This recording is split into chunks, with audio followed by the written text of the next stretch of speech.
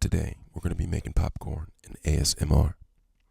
Right here, I have Orville popcorn, and it's in a package. It also comes with butter.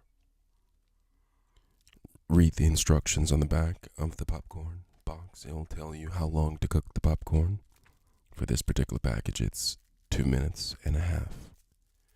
Take the popcorn out of the wrapper. Pull the package out. Open it up, look at the butter, place it down to the side. Open the popcorn up. There will be an indicator that says this side up. It also tells you to put the popcorn in for 2 to 2.5 minutes and listen for the pops.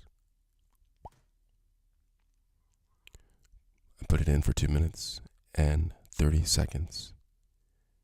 After 2 minutes and 30 seconds, the popcorn should be done. Pull it out. Be careful because you might burn yourself. Take the popcorn, open it up, let the steam come out, and then pour the butter on top of the popcorn.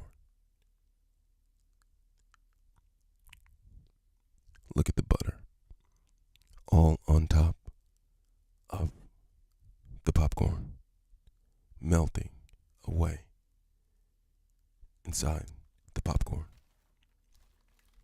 And that's how you make popcorn